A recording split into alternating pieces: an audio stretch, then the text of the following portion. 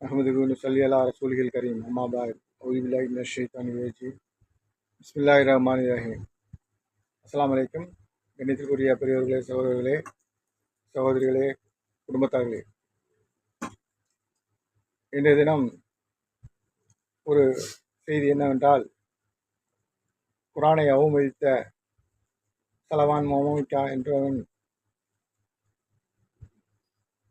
சுடப்பட்ட நிலையிலே அவன் தன்னுடைய அப்பார்ட்மெண்ட் அடுக்குமாடி குடியிருப்பிலே பிணமாக கடந்துள்ளான். இதை அந்த ஸ்வீடன் அரசு தெரிவித்துள்ளது. ஸ்வீடன் பிரதமர் இதற்கு கண்டனம் தெரிவித்துள்ளார். இது வெளிநாட்டு பயங்கரவாதிகளுடைய சதி என்பதாக. கணித்துக்குரிய பிரிவுகளே, சோதர்களே, குரானை அவமதித்த அந்த சலவான் மொஹமிகா என்பவனுக்கு இது அல்லாஹ் கொடுத்த ஒரு தண்டனை. ஏனென்று சொன்னால், அல்லாஹு தஆலா குரானை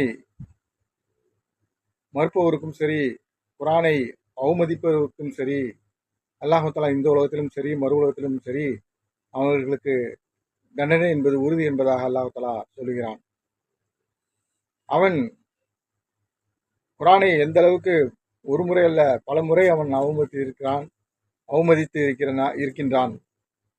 அது நிறைய முஸ்லிம்களுடைய மனதிலே பெரிய ஒரு கோபதாபத்தை ஏற்படுத்தியுள்ளது. 2023 வாக்கிலே அவன் செய்த காரியங்கள் உலக முஸ்லிம்கள் அனைவர்களுக்கும் அது ஒரு மன கஷ்டத்தை ஏற்படுத்தியது. அனைத்து முஸ்லிம்களும் அதற்கு எதிர்ப்பு தெரிவித்தார்கள். ஆனால் இஸ்லாமிய விரோத சக்திகள் அதற்கு ஆதரவு கொடுத்தார்கள். அல்லாஹு தஆலா அதனை பார்த்து கொண்டிருந்தான். ஆனால் எப்போதுமே அல்லாஹு தஆலா பார்த்து கொண்டிருக்க மாட்டான். அல்லாஹு தஆலா தன்னுடைய வேதத்தை அவமதிப்பவருக்கு கண்டிப்பாக இந்த உலகத்திலே தண்டனையை அவன் கொடுப்பான். அவன் கொடுத்தால்தான் உலக மக்களுக்கு அது ஒரு எச்சரிக்கையாக இருக்கும். அந்த ஒரு எச்சரிக்கை தான் இது. அல்லாஹு தஆலா கொடுத்த தண்டனை தான் இது. இதனை குரானை அவமதிக்கும் சிந்தனை உள்ள அனைத்து மக்களுக்கும் இது எச்சரிக்கையாக அல்லாஹ் சுட்டி காட்டுகிறான். அவர்கள் எல்லோருக்கும் இது ஒரு எச்சரிக்கையாக இருக்கிறது.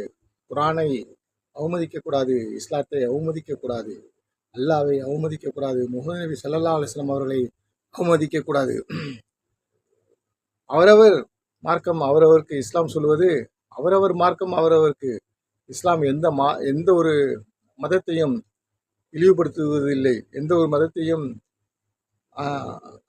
அவமரியாதை செய்வதில்லை. அவர்கள் மதம் அவர்களுக்கு, நம்மளுடைய மதம் நமக்கு, இப்படித்தான் இஸ்லாம் சொல்கிறது. அவரவர் கொள்கைகளை எடுத்து சொல்லலாம், அவரவர் கருத்துக்களை எடுத்து சொல்லலாம்.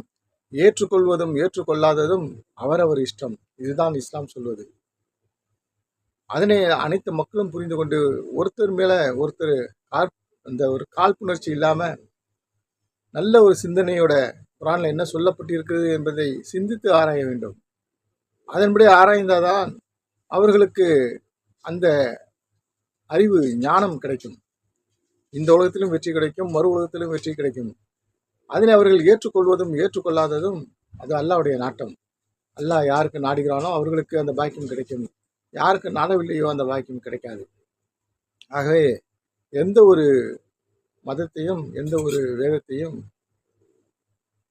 அவரவர் வேதத்துக்கு உரியவர்கள், அவரவர் மதத்துக்கு உரியவர்கள், அவரவர்கள் தங்களுடைய வேதத்தை அவர்கள்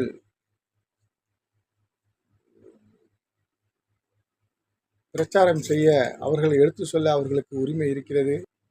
அவர்கள் எடுத்து சொல்வதை யாரும் தடுக்கவும் முடியாது. அல்லாஹ் தஆலா உலகத்திலே அப்படிதான் எல்லா மக்களுக்கும் இந்த கருத்தை வலியுறுத்துகிறான். அல்லாஹ் தஆலா நாடினால் ஒரே நொடியில் அனைத்து மக்களையும் முஸ்லிம்களாக மாற்ற முடியும், அல்லது அனைத்து மக்களையும் முஸ்லிம் அல்லாதவர்களாக மாற்றவும் முடியும். அவன் எப்படி நாடுகிறானோ அப்படித்தான் அது அவனுடைய நாட்டத்திலே இருக்கிறது என்பதை நாம் புரிந்து கொண்டு தெரிந்து கொண்டு நாம் குரானை பற்றி ஆராய்ந்து அதற்கு கண்ணியம் கொடுத்து அல்லாஹ்வுக்கு கண்ணியம் கொடுத்து, முகமது நபி ஸல்லல்லாஹு அலைஹி வஸல்லம் அவர்களுக்கு கண்ணியம் கொடுத்து நாம் வாழக்கூடிய மக்களாக எல்லாம் வல்ல அல்லாஹ் ஆக்கி இந்த உலகத்திலும் மறு உலகத்திலும் நமக்கு வெற்றியை தந்தல் புரிவானாக. நம் அனைவருடைய பாவங்களையும் குற்றங்களையும் மன்னித்தருள் புரிவானாக. ஆமீன் ஆமீன் யா ரப்பல் ஆலமீன். இன்ஷா அல்லாஹ் நாளை வேறொரு பயன் நிகழ்ச்சியில் சந்திப்போம். அஸ்ஸலாமு அலைக்கும்.